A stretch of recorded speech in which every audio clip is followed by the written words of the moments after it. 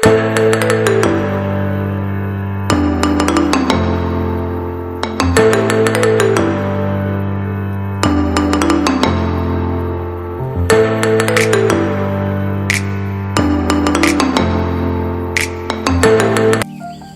শিমলিপালের third and last blog নিয়ে আমি সুরভি চলে এসেছি।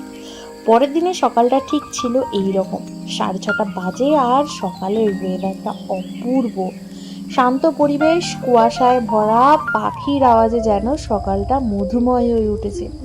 আজ কিছু সাইট সিন করতে যাব, সেটাই কিন্তু থাকবে আজকের ব্লগে। মর্নিং একটা বিস্কিটের প্যাকেট আর চা দিয়ে গেছে।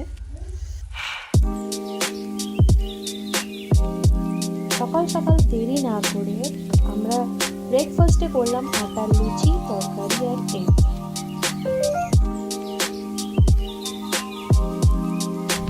আমাদের এখন ব্রেকফাস্ট হয়ে গেছে, তো আমরা এখন যাবো বারাইপানি ওয়াটারফলস দেখতে। আবারও শিমলিপালের সৌন্দর্যকে উপভোগ করতে করতে চললাম ফার্স্ট সাইট সিইং বারাইপানি ওয়াটারফলস দেখতে, কিন্তু ভুলবেন না। গুরগুরিয়া নেচার ক্যাম্প থেকে বারাইপানির ডিস্টেন্স 28 কিলোমিটার। টাইম লেগেছিল 1 থেকে 1.5 ঘন্টা। ওইখানে আরও একটা কথা বলে রাখি, গাইড নিতে ভুলবেন না, কারণ নেটওয়ার্ক তো চলবেই না, তাই গুগলের মাধ্যমে যাওয়ার কোনো প্রশ্নই নেই।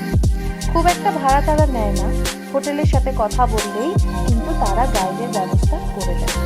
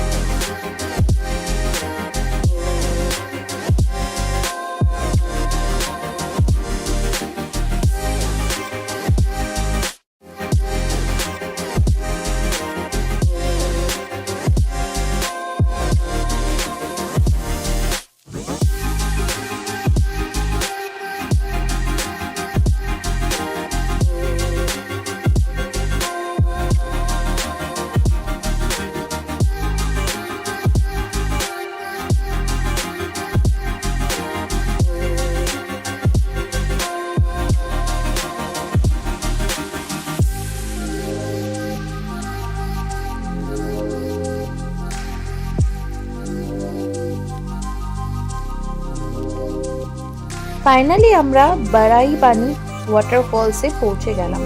বারাইপানি এশিয়ার সেকেন্ড লার্জেস্ট ওয়াটারফল। বারাই নামটি এসেছে বারেহি শব্দ থেকে। জলপ্রপাতটি একটি প্রশস্ত পাহাড়ের ওপর দিয়ে নেমেছে 2টি স্তরে। জলপ্রপাতটি 399 মিটার উচ্চতা। বারাইপানির শিমলিপালের প্রধান পর্যটন কেন্দ্র, তাই দেখতে কিন্তু একদমই ভুলবেন না তার সৌন্দর্য। নভেম্বর থেকে 15 জুন পর্যন্ত পর্যটনদের জন্য কিন্তু খোলা থাকে এই শিমলিপালের বারাইপানি ওয়াটারফলসটা। আমরা যেহেতু অক্টোবরের শেষে গেছিলাম, বেশ ফাঁকাই পেয়েছিলাম জায়গাটা। এখানে ভর্তি আমলকির গাছ, তাই কয়েকটা আমলকি নিয়ে চললাম আমাদের নেক্সট সাইট সিনে। আমাদের নেক্সট সাইট সিন ছিল উস্কি ওয়াটারফলস। উস্কি ওয়াটারফলস যাওয়ার পথে শিমলিপাল দুর্গা হোটেলে অবশ্যই দাঁড়াবেন। কেন দাঁড়াবেন? গ্রাম্য পরিবেশে এসে আদিবাসীদের পোড়া চিকেন খেতে কিন্তু ভুলবেন না, একমাত্র এখানেই পাওয়া যায়। শালপাতায় মুড়িয়ে চিকেনটাকে পোড়ানো হয়, দেন ওটা মশলা দিয়ে আরো সুন্দর করে বানিয়ে তোলে। দাম নেয় 50 টাকা। অপূর্ব স্বাদ, মুখে লেগে থাকার মতো, একদম মিস করবেন না। আই থিঙ্ক সবার খেতে ভালো লাগবে।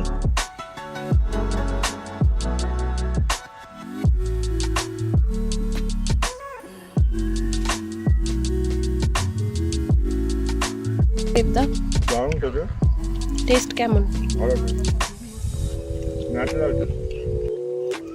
দেন আমরা খাওয়া দাওয়া সেরে একটু ব্রেক নিয়ে আবার চললাম এত সুন্দর প্রাকৃতিকের সৌন্দর্য উপভোগ করতে করতে উস্কি ওয়াটারফলস। এটাও কিন্তু দেখতে ভুলবেন না।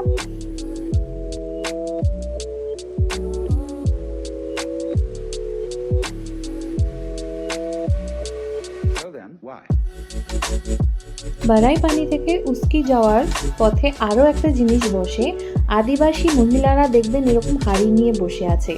এটা হচ্ছে এদের বিশেষ পানীয়, যেটাকে ওরা এবিসিডি বলে, আদিবাসী কোল্ড ড্রিঙ্কস। খেলে পেট ঠান্ডা থাকে। এটা নিয়ে আমি একটা শর্ট ভিডিও আমি অলরেডি আপলোড করে দিয়েছি। ভীষণ সুন্দর, 10 টাকা 20 টাকা নিচ্ছিল। বেশ মিষ্টি ব্যবহার তাদের, কিন্তু খেতে একটু স্মোকি ফ্লেভারের হয়। এটা ভাত দিয়ে বানানো হয়। সব ডিটেলস আমি ছোট একটা ভিডিওতে বলেই দিয়েছিলাম।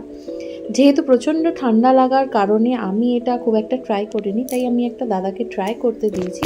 ও বলল বেশ ভালো খেতে, একটু টক টক পান্তা যেমন খেতে হয় তেমনই, তার সাথে স্মোকি ফ্লেভার। তো এটা বিশেষত পেট ঠান্ডা করতে ওনারা খায়, প্লাস এটা খেলে কিন্তু হালকা নেশা হয়। একদম প্রাকৃতিক উপকরণে কিন্তু এটি তৈরি হয়।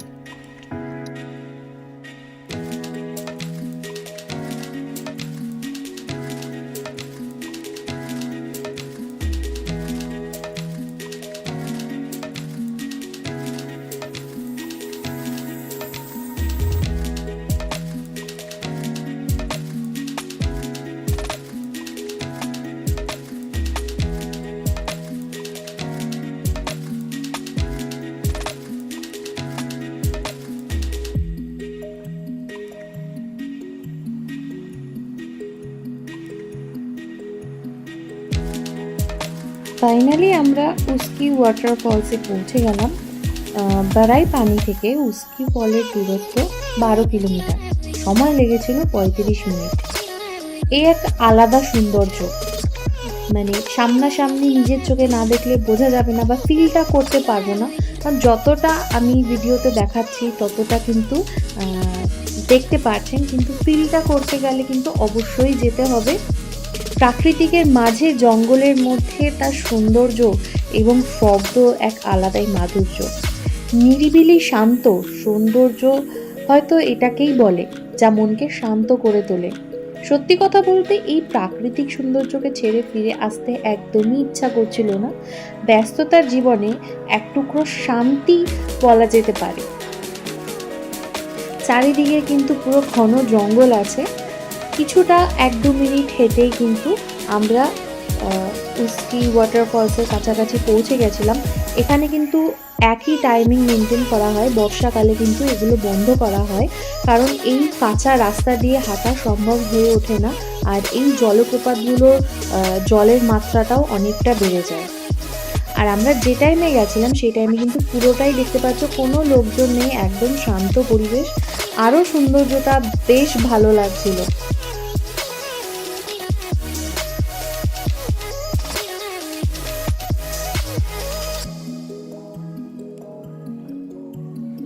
এত সুন্দর সুন্দর সৌন্দর্য উপভোগ করার পর আমরা ফাইনালি এখন আমরা হোটেলের দিকে পৌঁছালাম লাঞ্চ করব বলে।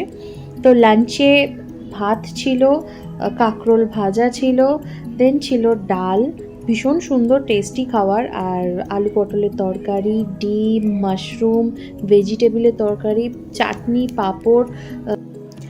খাওয়া দাওয়া শেষ করে দুপুরবেলাটা একটু সাইকেল চালিয়েই কাটালাম। দেখতে পাচ্ছ আমাদের পেছনের দিকটা কিন্তু পুরোটা জঙ্গল।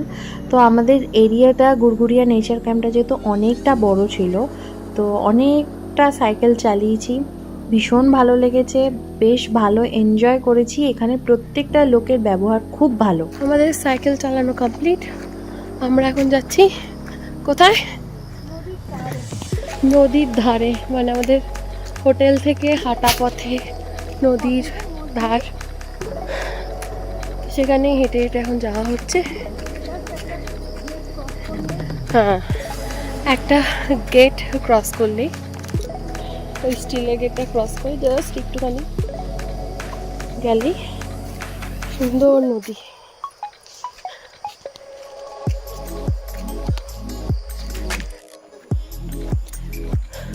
ওরা রাস্তা দিয়ে যাচ্ছে, আমরা রাস্তা দিয়ে যাচ্ছি। তো আমরা এখন যাচ্ছি, আমাদের দুটো বডিগার্ড আছে, তারাই পথ দেখিয়ে নিয়ে যাচ্ছে। চলুন, যাচ্ছে। ভিউটা জাস্ট অসাধারণ। যাই না এখান দিয়ে যদি হাতি এখন বেরিয়ে আসে, কোন দিকে আমরা পালাবো। একই ও গা চুল করছে, দেখো কাণ্ড। চলো।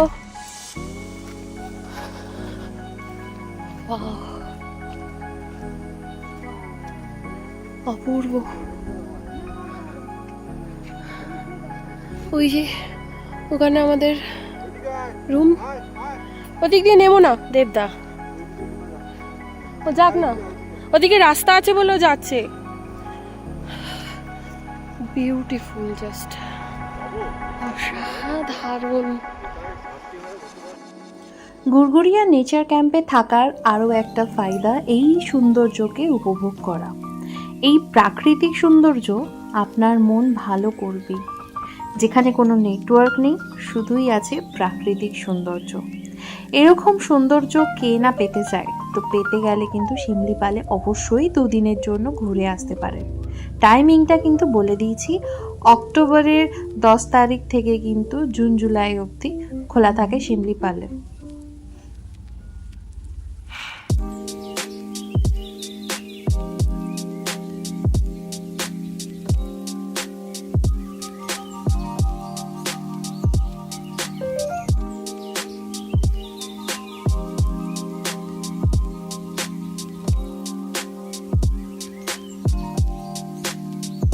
সারাদিন ঘোরাঘুরি করে সন্ধ্যেবেলা কিন্তু সুন্দর একটা স্ন্যাক্স অর্ডার করলাম। দেন রাতে রুটি আর দেশি চিকেন, এদের রাতে প্রত্যেকদিন দেশি চিকেন হয়, দেশি চিকেন খেয়ে ঘুম লাগালাম। দেন পরের দিন এত সুন্দর একটা ওয়েদার পাবো ভাবতে পারিনি। সকালবেলাটা বেশ ঠান্ডা ওয়েদার, বৃষ্টি পড়ছে আর ঝোড়ো হাওয়া, অপূর্ব সৌন্দর্য। তো আমাদের মর্নিং বেরোনোর কথা ছিল, কারণ তখন সেই সময়ে প্রায় বৃষ্টি পড়ছে প্লাস ঝড় উঠছে। তো তাড়াতাড়ি ব্রেকফাস্ট করে আমরা কিন্তু বাড়ির দিকে রওনা দিলাম। অপূর্ব সৌন্দর্য, সে বলে বোঝানো যাবে না। এই বৃষ্টিতে যেন আরও সুন্দর করে দিয়েছে এই গুড়গুড়িয়া নেচার ক্যাম্প প্লাস এই জঙ্গলের সৌন্দর্য।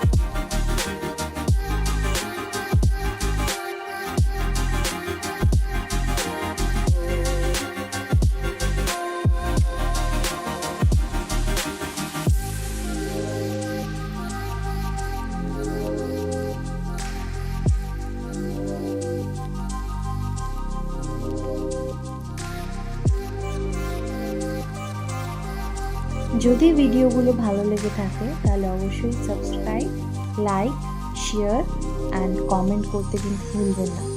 নেক্সট ভিডিওতে আবার দেখা হবে আরও একটা নতুন ডেস্টিনেশন নিয়ে। বাই।